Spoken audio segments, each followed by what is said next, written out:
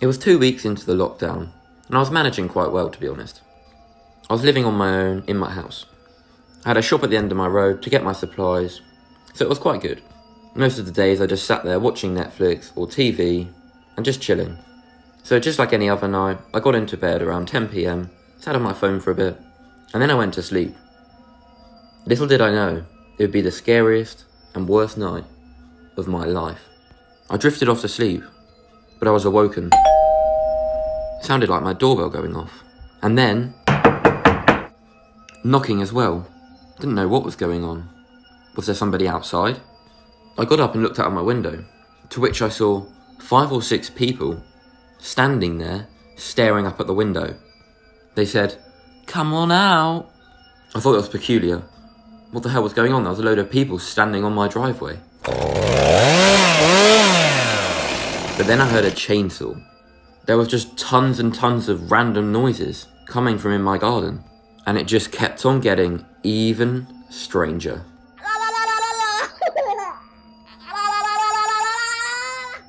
I didn't know what this was, but it was creepy as hell. I decided to call the police. But when they answered, it said, "Go away." I thought that was a very strange message for the police to be sending out, almost not real.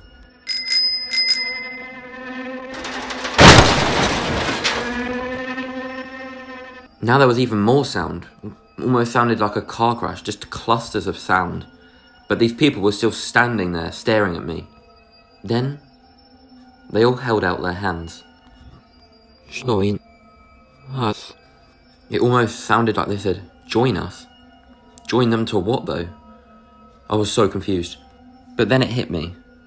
The weird police call, random people, really random sounds. I must have been in a dream. Some kind of crazy lucid dream, because this couldn't be happening. So, as I realised this, I thought, why not? So I went downstairs, opened the door, and went outside.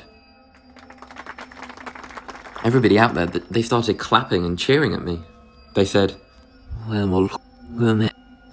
It sounded like they said, "Welcome." Then, a woman from the front stepped forward and came up to me. She took down her hood. She was an old woman, quite tall though. And she was wearing a red bow tie and little glasses. She came up to me and whispered in my ear, "Get out of here now, while you can." I said, "No, it's fine. It's just a dream."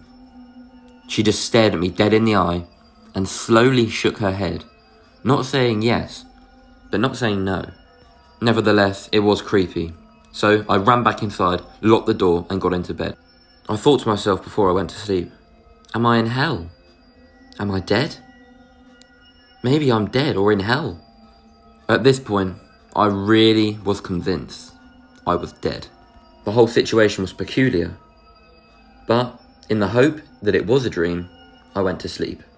I woke up in the morning and I looked out of the window. Nobody was there. No sounds. No car crash. There was nothing.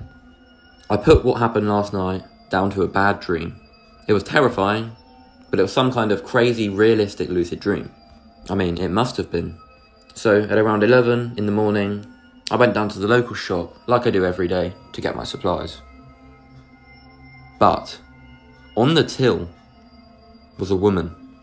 She was wearing a red bow tie and had small glasses on. I gave her my food and my stuff to pay for. And I looked at her almost, "I recognise you." She said, "Hello again." I was terrified. I said, "What do you mean hello again?" She said, "I saved you last night." I said, "No, this can't be. I had a bad dream last night and someone looked just like you." She said, "No, sweetie, that was me." I was dead confused now. I took my shopping and I left the shop. I ran all the way back home and just sat there and thought about the whole situation. The next few nights, nothing happened. It's been weeks now and I've not seen those people or heard any weird sounds. I have no clue what happened that night. Was it a crazy lucid dream?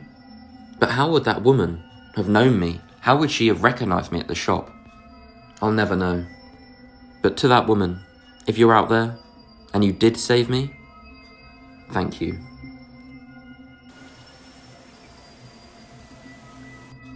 Me and my mum and dad all lived together. Just before the lockdown, we'd moved into a new house. But when the lockdown was in force, we couldn't get any new furniture or anything. So we were stuck in the new house with just sleeping bags and minimal essentials to get us by. It wasn't great, but we were coping. After about 3 days of the lockdown, things started getting very, very strange. I started hearing things at night time, coming from almost under the ground. It was really creepy, and I had no idea what it was. My parents were hearing it as well, and it was keeping us awake all night. So we called the ex-house owners and said, "Do you know anything about weird sounds like under the ground at night?" They said, no. But they didn't say it confidently, almost like they knew something. So the next night, just like any other night, got into our sleeping bags and tried to get some sleep. But again. At this point, I was very angry now. So I got up and walked around the house to see if I could find anything. It carried on. But then I saw something. Something that I didn't even realise was in the house. There was a door. It led to a basement.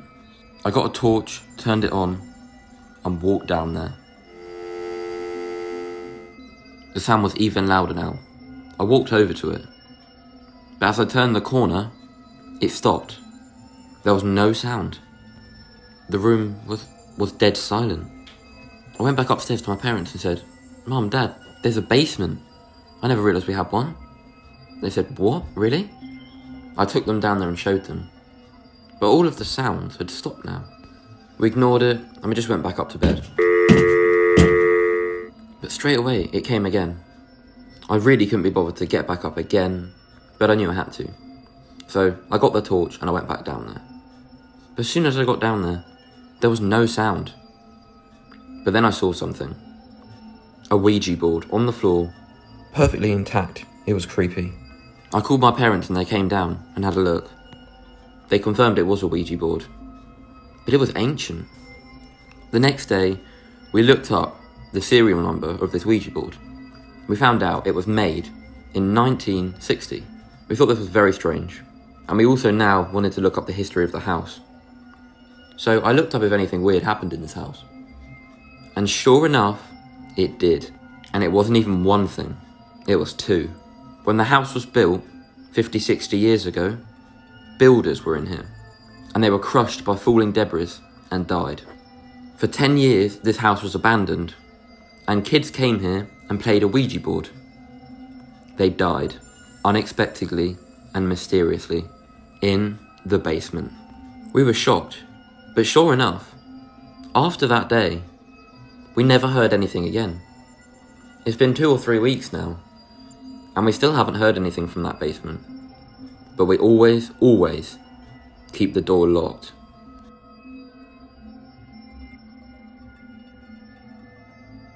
It was 1 week into the 2020 coronavirus lockdown. I was living on my own, but I was also considered as a key worker as I worked as a mechanic fixing ambulances. Every day, to get to and from work, I'd get the tube or the underground. Most days there were roughly 10 to 15 people on the tube. However, this day was very different. I got up just like any other day, around 6 a.m, got on the tube and went to work. It was fairly busy in the morning, everybody rushing to work. Once I got to work, had a good day, but then I went home and things got very strange. I got to the station and got on the subway, but there was literally nobody on it. I always come home at exactly the same time, and as I said, there's always around 10-15 people. But no, not one person, just me.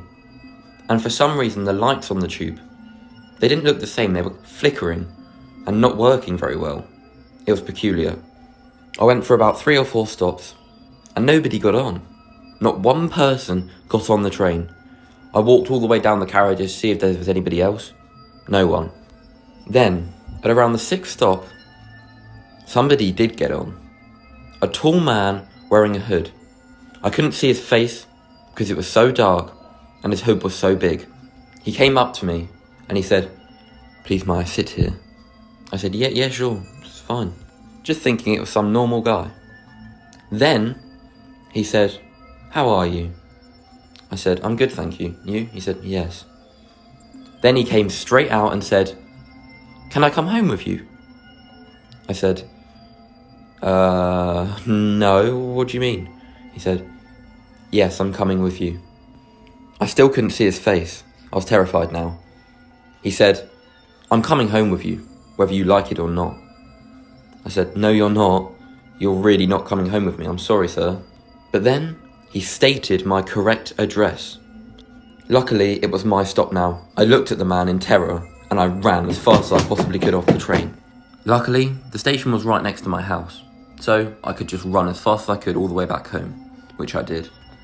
I arrived back home, and to my horror, the man was standing on my front porch. He didn't say or do anything. He didn't turn around, and he didn't say anything to me. I thought, I need to get in my house before this man does. So I snuck round to the back of my house and went through the back door. I looked out of the window, and the man was still standing there, not moving. I went up to my room and just carried on staring out the window and monitored him. Then he moved.